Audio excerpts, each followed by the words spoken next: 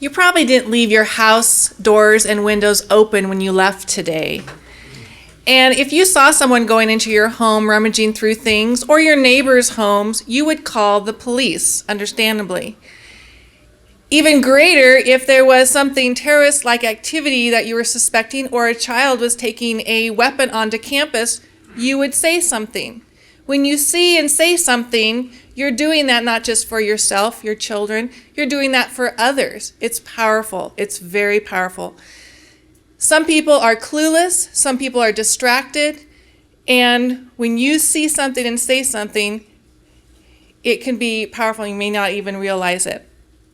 Today, we're going to talk to you about things to be mindful of, to see and to watch for, and then things that you can do, practical things that you can do. And it's happening. It's happening across Oregon. People are exposing things that are endangering children, infringing on the rights of parents. They're asking questions. They're standing up. They're educating, and sometimes they're educating their school board member or their legislator. Busy people who don't always know what's being done that's endangering the rights of parents and endangering children. Also, people are understanding, who do we target? You have limited time and energy. Where can we get the biggest bang for our buck? Who do we put the pressure on? And so today we'll be addressing some of that.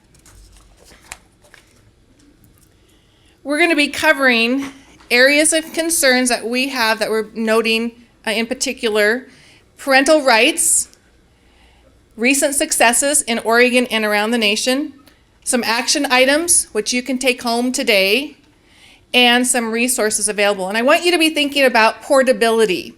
The things that we talk about, though we have these some main subjects we're going to focus in on, the things that we present to you can be transferred over to other subjects that we don't address. Common Core, white privilege, surveys that are invasive and intrusive.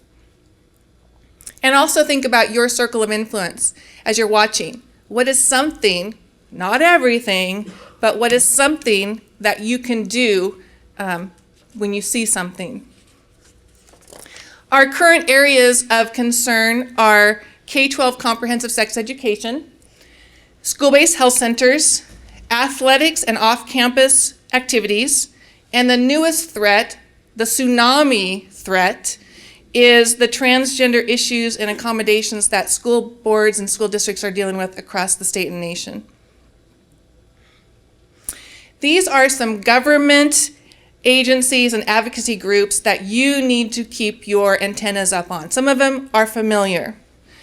They're aggressive. They're threatening lawsuits to school boards and superintendents if they get out of line one little bit. They're bullying. They're bullying parents. They're bullying school boards and superintendents. And they're often partnering together. So if you see organizations such as this, have your antennas up. Begin to ask some questions. Begin to take some pictures of things that you might see that they're pushing into the schools. One thing that these groups have in common is they push minors' rights. Now, minors' rights is the big thing. We've got to think about the children's rights, the rights of the child. Herb is going to be talking to us about the rights of parents. Right now, this is trumping parents' rights just because they're being ignored. They're being dismissed. And so what he has to share will be very, very valuable to take to your school board member, to take to your student's teacher. So these organizations think they know what's best for your child, for your grandchild. So they need to be in the hot seat and put the pressure on to get out of the way. The next screen that I'll be showing you has to do with government hiding behind words. And it will project words up that sound very, very innocent, very positive, and unfortunately, parents, guardians, school board members, superintendents, and even legislators are getting bamboozled. And the challenge is, define that term. Term, for example, comprehensive, age appropriate, medically accurate. Healthy relationship. Who's defining that? What's the parameter?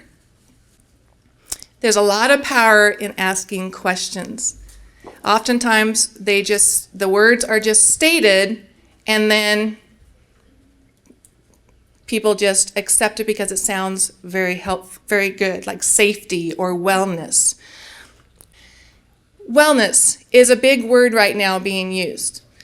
And let me give you some insight into the word wellness. In school-based health centers, in order for them to get reimbursed for their services, a well child check or an athletic sports physical, it must include a genital exam. Now, you've just seen that word wellness and you have a whole different take on that. So when you know a little bit of history and a little bit of what's behind those words, it can be very useful to pin someone down what you actually mean.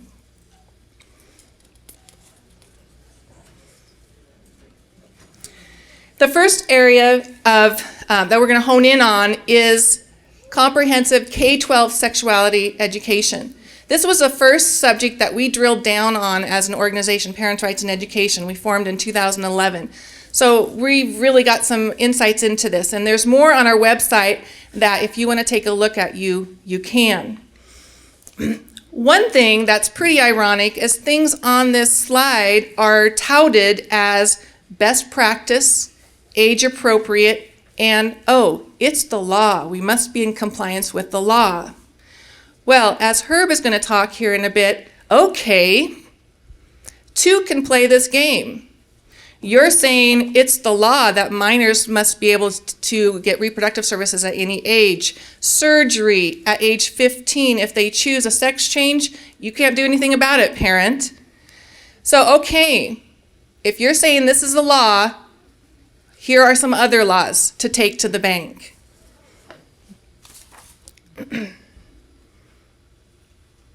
The second area of concern is school-based health centers. They are a business on school property with no accountability to the school board. Students at any age can go in for reproductive services, and that includes IUDs, injections, abortion, not on the premises, but referrals to where they can get that, prescriptions, mental assessment, referrals to organizations that may be taking your child down a road if they have some gender identity issues. It's easy access to children. It's not necessary. There are clinics and other opportunities for students to get medical care. Does not need to be on the school premise. It's a conduit to your children, and your hands are tied, and often school boards' hands are tied. They just do not know what's going on.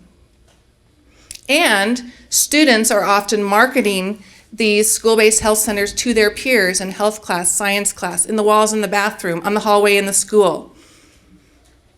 Take a picture of those posters if you see them. The ironic thing is, in Oregon, there are limits on what minors can do at a certain age. You can drive at a certain age, drink at a certain age, smoke, tan, get a tattoo. And why?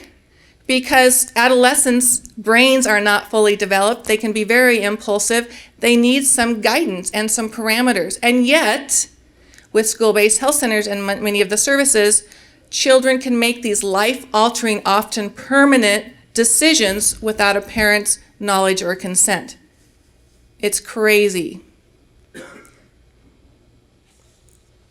Who is touching my child? When I drop them off at school, who is touching my child? What are they inserting into my child, injecting into my child? What is my child ingesting? Those are good questions to ask a school board who is wrestling with the idea of having a school-based health center or have one currently. School districts across Oregon people across Oregon are bubbling up and asking questions of their school-based health center and their school board. It is awesome. 5, 6, we've worked with 7, 8 school boards and communities, and the people on the other side are nervous. The people on the other side are calling us the opposition. They're saying that we're putting out misinformation. And frankly, folks, we're just the messenger.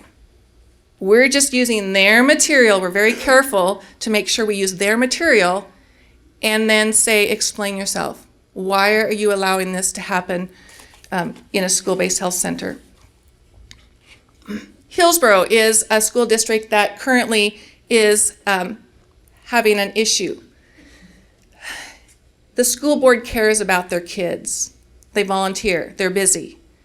But they are being asked to change their policy. When they got their school-based health center 3 years ago, they were told, parents and residents were told no contraceptives, no birth control distributed at the school-based health center.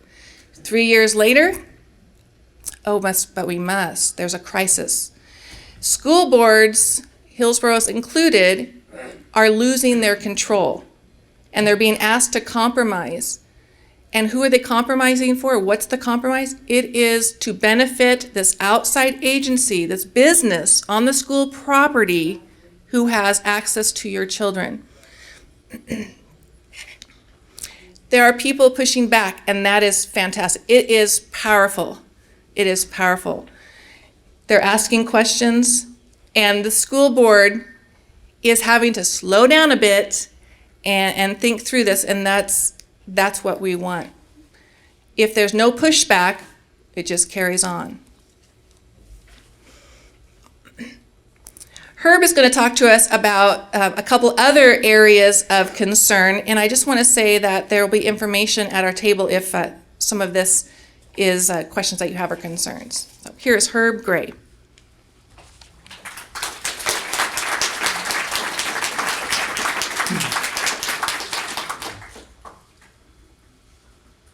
So for those who are of my vintage and a little older, you remember when Title IX came along in the early 1970s because girls apparently wanted to play athletics and everybody thought, well, we should give them the same opportunity. So basically Title IX prohibited sex discrimination in terms of providing opportunities mostly at schools, but in terms of athletic facilities and opportunities to have their own teams and so on like that. And whatever you think about that, most people understand now that there are a lot more girls who are playing sports, and it used to be that saying somebody ran like a girl or shot a basketball like a girl was not really a compliment. Nowadays, I dare say I would not want to, be on a competitive playing field with many of them because they'd make me look bad. But what you need to understand is that, and I'll talk more about this in a moment, that Title IX is now being redefined like 40 some odd years later, and sex is now being construed to mean sexual orientation or gender identity or gender expression. Now, have you all heard those terms? You all know what they are?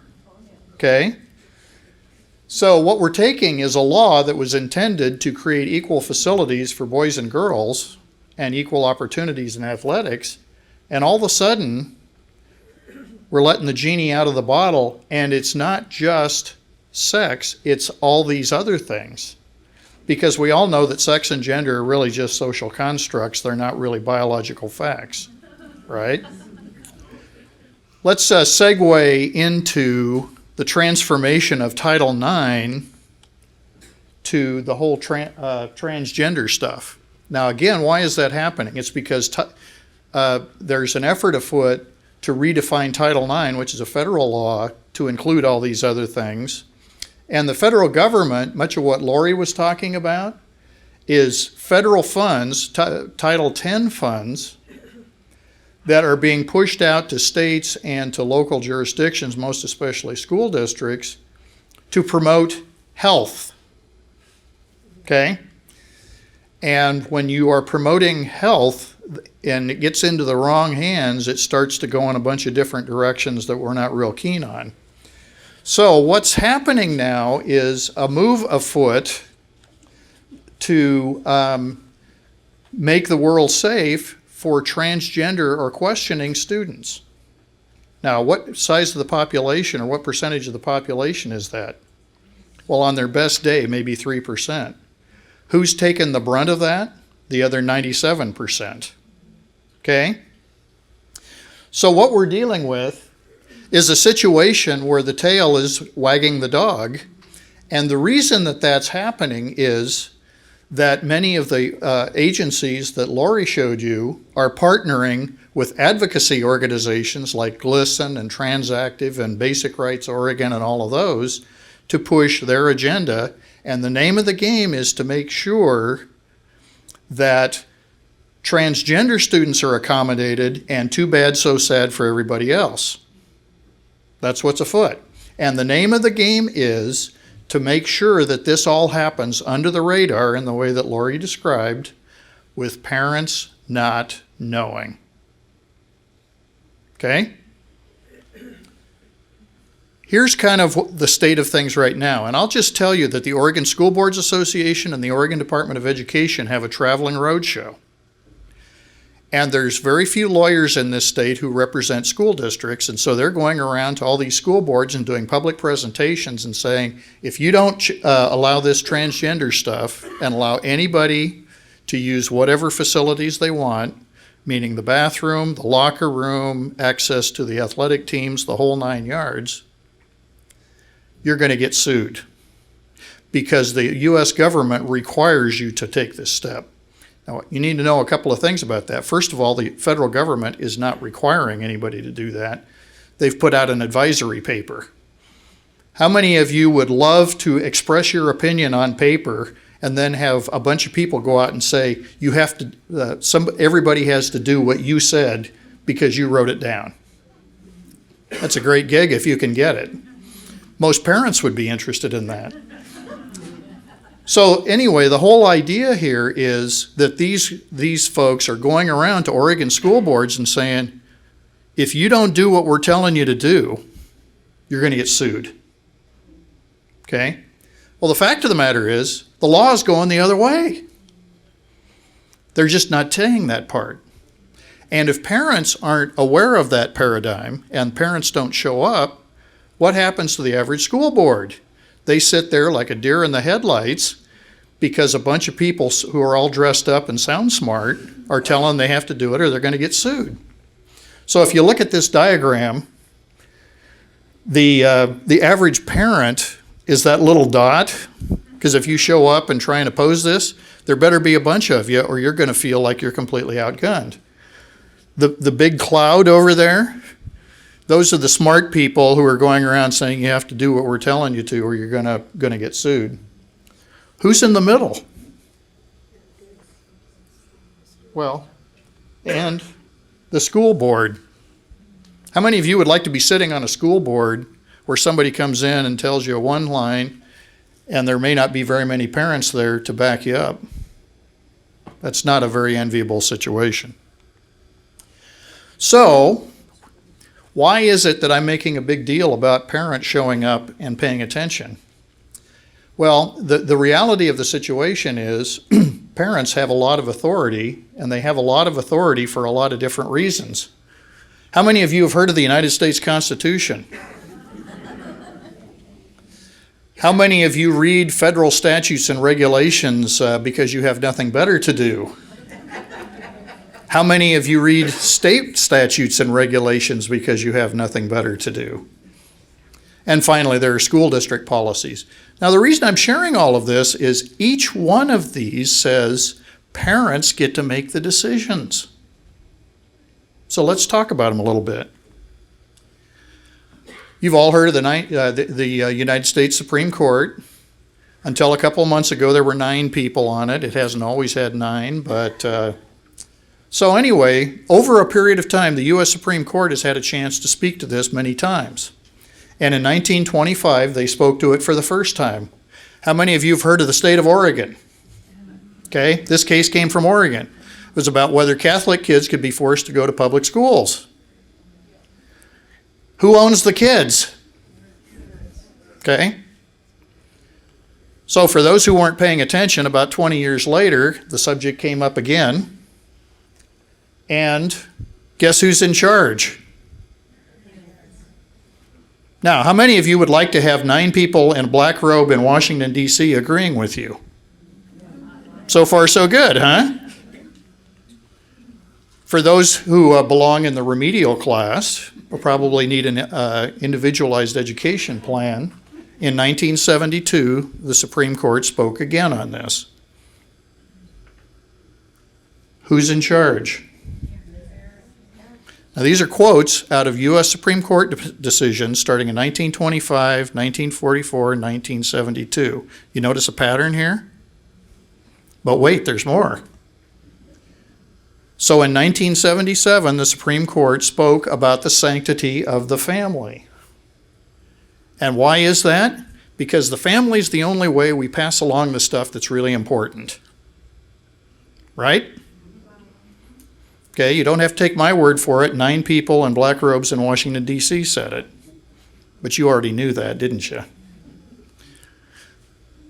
So the key to it is who should be the engine driving the train in terms of the values and the things that kids are taught in schools. It's parents, right? And for those that really were sleeping through all the rest of the preceding 25 or 75 years, in the year 2000, the Supreme Court again spoke to this.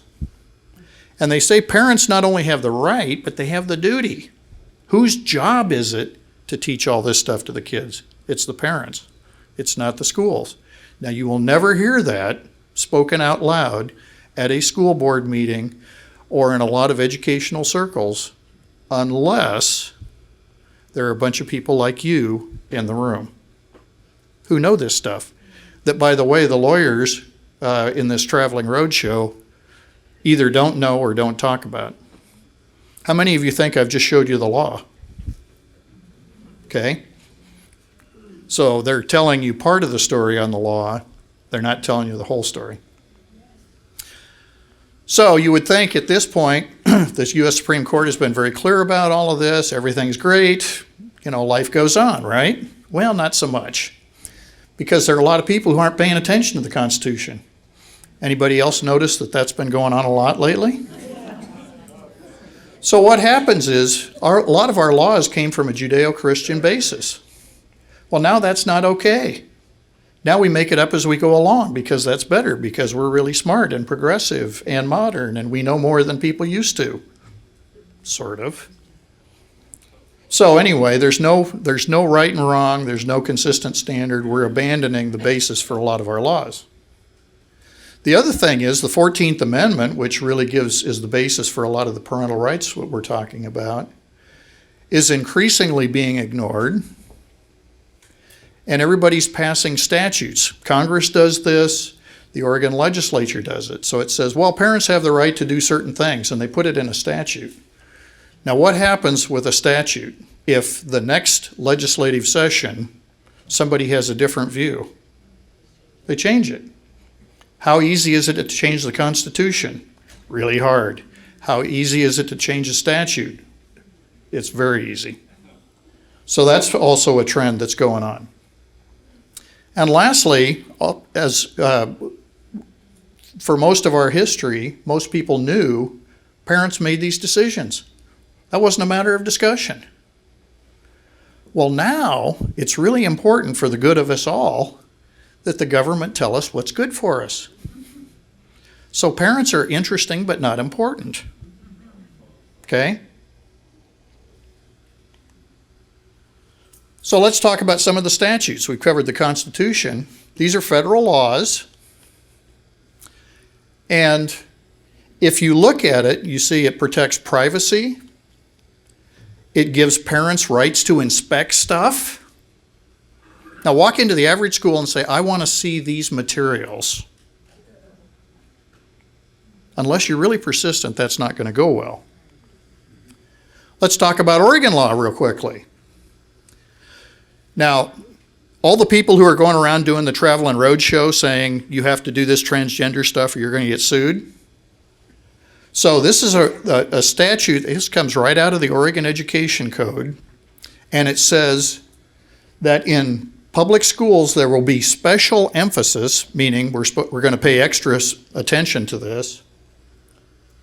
Respect for parents in the home. Okay? Don't forget about that. There are also statutes that say that parents get the right to inspect stuff before and during instruction. You have the right in some of these instances to see the stuff that's actually going to be presented in the classroom. Now, if you don't ask, what do you think the chances are that a teacher is going to say, I don't have anything else to do, so I'm just going to put it out there to the parents. You may not be interested, but I'm going to tell you anyway. This is what we're going to be covering in class. How many of you have heard of that happening in a public school anytime recently? You can opt your kid out. And what's, I think, fascinating is there's a lot of statutes that say that we want to encourage family communication and involvement. Did anything that Lori said convince you that they're interested in family involvement? Okay. Now let's talk about policy. We've covered the Constitution, U.S. Constitution. We've covered federal statutes and regulations. We've covered Oregon statutes and regulations. And let's look at policy. This happens to be from the Beaverton School District because we're familiar with it. But people don't get to come in and advertise or solicit students unless we're sure that we're protecting both the students and the families. So just think about when you saw transactive and, the rainbow symbols and all of that kind of stuff. It's all around schools. Everybody very carefully went through an approval process to make sure that happened. Not. What about prescription medication? How many of you know that if your kid needs an aspirin for a headache at school, the school doesn't give it to them? How many of you know if there's a school-based health clinic that passes out contraceptives, they don't have to tell the parents? Now, what's more important, an aspirin or birth control? Why do parents get the final say on aspirin and not on the other? Okay? And you kind of need to ask that question sometimes, because I'm just here to tell you, and Lori's also said this too, everybody in schools don't always follow the law. You heard it here first. Distribution of materials. I'll tell you, in the Beaverton School District, there is one person who vets every piece of paper that's supposed to be shown or displayed or passed out or sent home at 50 some odd schools, unless they don't ask her to do that. And the district equity policy says all families play a critical role in the educational success of their students. Which means, of course, that we tell the parents everything and we encourage them to be involved in all this stuff, right? Not so much. So I'm going to turn it back to Lori. She's going to talk about, you've heard all the doom and gloom. There's actually some good stuff to talk about. So with the information that Herb has shared with you, that information is powerful for you, tools for you. And you can use respectful resolve, but be resolute and not pushed around as a parent or a guardian. And there are some successes in Oregon that I want to highlight. One, thanks to citizen journalists and some young people that I've bumped into here, school board members, parents, media drew attention to a conference at the coast that was touted as best practice in compliance with the law and was showing things that even law enforcement deemed potentially illegal. Today, or this month, marks the first anniversary of the cancellation of a conference that was going on for over 30 years, and things were going on under the radar. So it's wonderful when people draw the evidence into the forefront. Oregon Right to Life is an organization that we are very happy to have passed out a brochure to communities around the state about school-based health centers. Parents beware.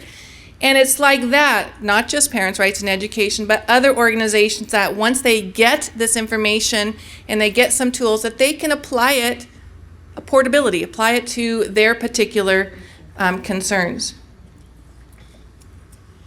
School boards are increasingly understanding that this Title IX situation with bathrooms and locker rooms and who can use them, they're getting savvy to this.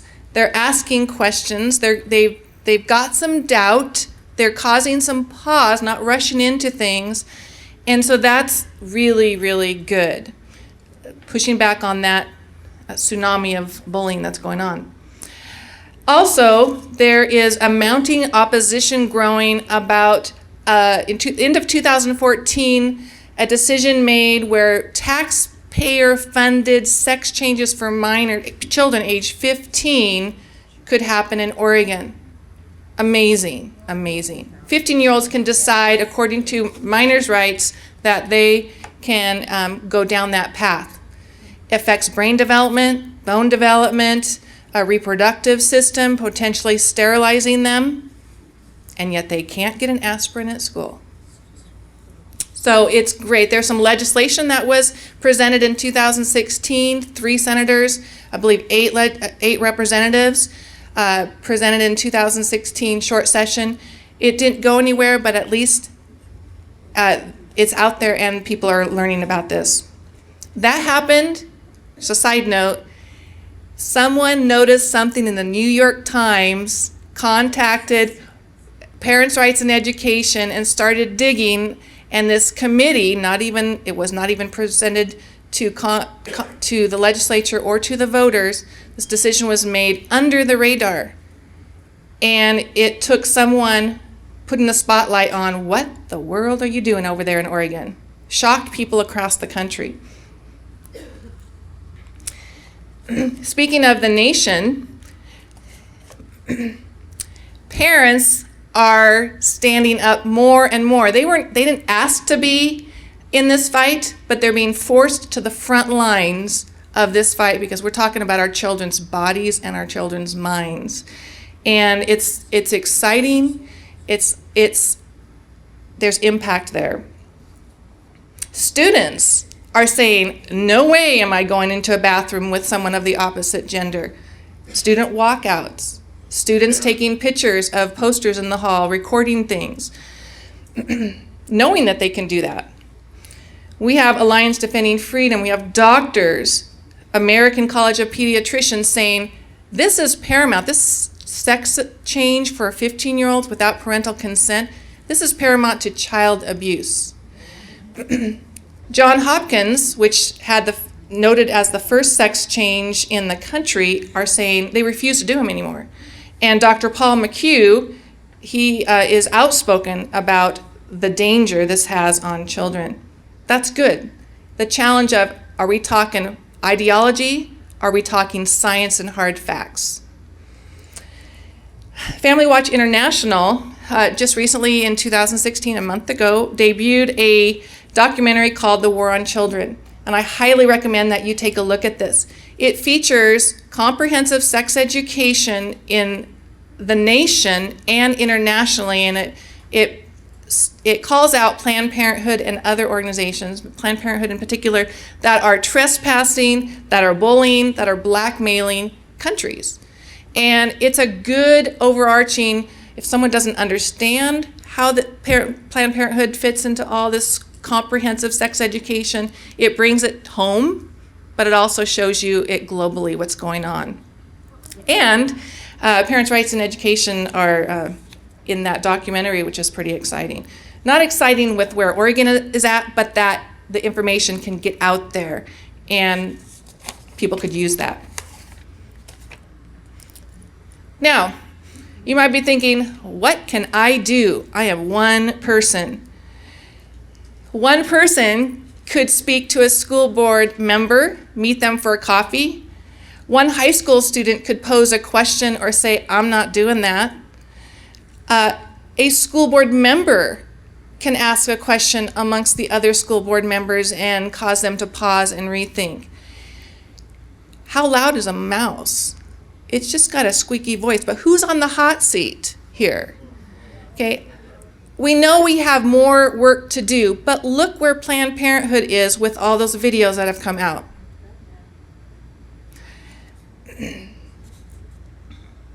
You may feel like you're not an expert, but look at what the experts are recommending for our children. Okay? You are the expert, by the way, as a parent and a guardian. In 2010, I was sitting in Seaside around a table with a keynote speaker who has a porn website amongst minors and teachers and counselors and administrators. Fast forward with our citizen journalist and our evidence that we pulled together, shone the spotlight on, and now, after 30 years, it's canceled. You never know. You never know what you never know.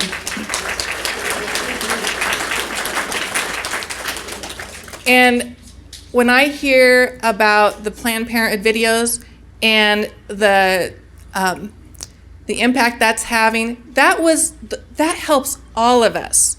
And so when you say something or when you see something and then you say something, you're doing that not just for you, you're doing that for many, many other people. And it can be respectful, but don't back down. Okay, Herb is going to take over now and talk more about things that you can do, very practical things you can do.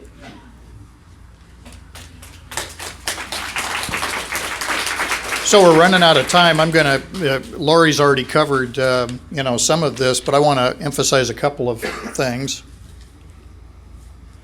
We've kind of already talked about this. How many of you heard Ann McElhaney in there talking about, reporters who took pictures of empty benches in courtrooms with a cell phone? All those kinds of resources are available to you as well, so use them. So what I'd like to do is to focus on a couple of these things in particular. Now, one of the things that's a classic is a certain parent gets upset about something, goes into the school, and the most common thing that they hear is, "You're the only one who's concerned about this." How tall do you feel after somebody says you're the only one? Yeah. Let's suppose you go in with 3 or 4 or 5 friends who are also concerned. Can they say, "Well, you're the only ones"? Not so much. The other thing is, I think it really speaks to the importance of us all being involved in education in general. So if our kids are going to private schools, we need to be supporting what's going on in the program in the private school. If our kids are going to public schools, we need to be involved in that. It's a great thing to be on a first name basis with a principal and say, I helped with this fundraiser and I volunteered in these other capacities. And then when a problem comes up, you can say, well, I'm not a nutcase. And you know me, and you know kind of how I roll, and I don't think this is okay, and I want to talk to you about what we're going to do to change it. You think that's a better conversation? I think so, yeah. The other thing is, I think it's really important if you walk out of here with nothing else today, if you know that federal law, the U.S. Supreme Court, the state of Oregon, and most school policies actually back up parents being involved and having some say in things. I'll tell you, most of the people you deal with haven't read the Oregon Education Code recently. Okay, so you have the chance, if you just know that all those things give parents the primary right and responsibility constitutionally to direct what's going on with their kids, that goes a long way. The other thing I would say to you is that you just need to be mindful of the fact that a lot of the people who hide behind the law aren't following the law. And let me just say one quick thing about a lot of people who work in public schools. They're not all evil. Okay? There's a lot of good people. There's a lot of good people like us who may go to church on Sunday morning. And they're completely outnumbered in their working environment. So do they need some encouragement to stand up and do the right thing? Yeah. Where does that encouragement come from? The parents and students that are involved with the school. Okay, so you got to give them some encouragement so they can stand up and do the right thing. The last thing I would say is that you really got to be persistent. When my daughter was a freshman at a local high school, because I knew all of this stuff, I said, we want to see the sex ed curriculum, which was promised, by the way, at back to school night. It wasn't there. Then I was told it was on the website. It wasn't there. So I go into the principal that I know on a first name basis and say, John, I'm having some trouble getting a chance to see the sex ed curriculum. And he says, this is the vice principal who's in charge of that. You tell her I sent you, and you let me know if you don't get it. So 4 asks for something that I should have gotten on the first ask. And oh, by the way, the school promised it would be there at back to school night. Okay, so you have to be a little bit persistent. Always be respectful. Nobody wants to listen to a screamer, but if you say, gee, I've got the law on my side. By the way, I'm a taxpayer. By the way, I can take my kid and the $7,000 in basic school support out of this place faster than you can blink. Let me know if we get to a point where you don't think I have some authority here. But you always want to be respectful when you do that. And I think what you really need to do is to just ask questions. There's surveys all over the place that kids are being asked to do. Tell your kids, if you have a survey put in front of you, the answer is no. If you get any pushback on that, then I'll write a thing that says you're not participating in any surveys, that kind of thing. You need to know what's actually going on in the bathrooms.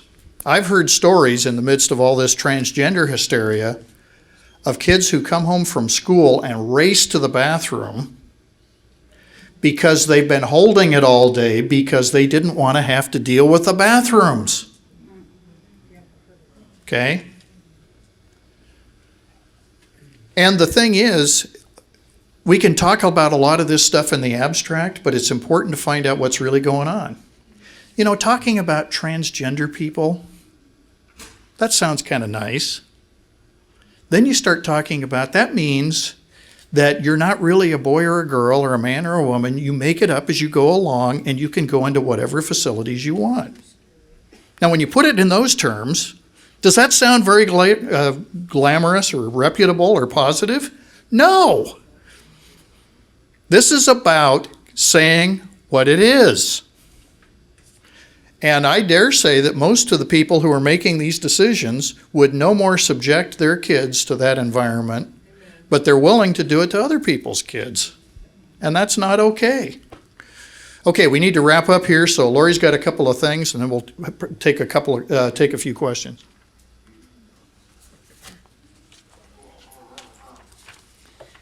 So we have a website.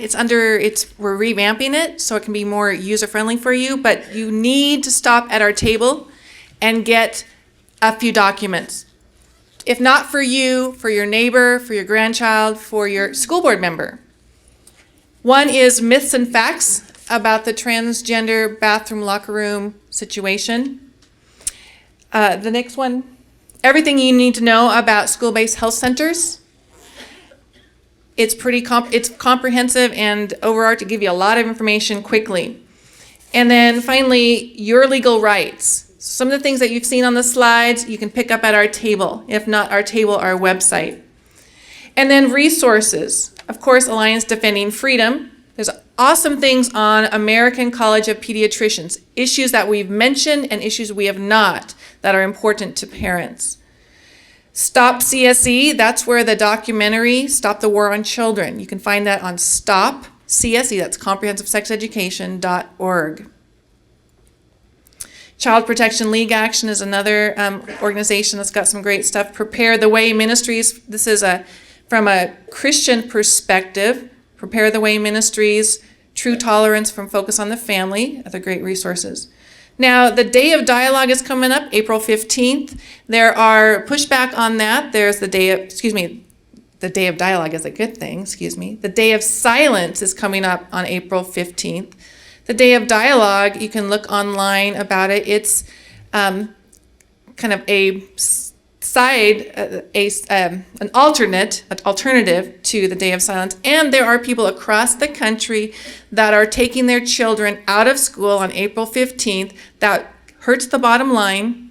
and that sends a message. The Day of Silence is something that's being promoted in schools across the schools have been hijacked by GLSEN, and students are being asked to be silent for the whole day. Some teachers are actually promoting this. And if push came to shove, I think the school policy would be evident that that's not something that should happen. So please take note of that. Okay, we are open to take a few questions, just a few questions, and then we'll go from there and call it a day. So, yes, the school board can say no. The school board has a statute that they are responsible for the residents, the parents, the students of their community. They do not have to cater to these other organizations that are putting the pressure on them to do that. And Canby is a good example. They pushed back, and eventually it was voted 0-7 to have contraception, birth control. So it can be done. Yep. So they can have this school-based health clinic and still not have the other? The contraception, birth control? Yeah. They can make that decision. It's a little bit, it's fuzzy, because if they're in Oregon, K12 birth control contraceptions can be given to kids. It's the law. But a school board can decide, we don't want to have that on our premise, but still your kids can be referred out, given, directives as where to get that. So it doesn't bring me much comfort as a parent. If I could just add to that, when we became aware of the curriculum in some Salem high schools, they had a special program which was actually promoted by Planned Parenthood, and it was using federal dollars. And what happened is a whole bunch of students who all happened to be part of a youth group at a Catholic church said, we're not cool on this. And we had trouble getting the parents engaged. But the kids took matters into their own hands, and they went door to door, and they did a survey and found out how. And then what happened is it became public knowledge that really Planned Parenthood was only doing this program in the predominantly minority schools.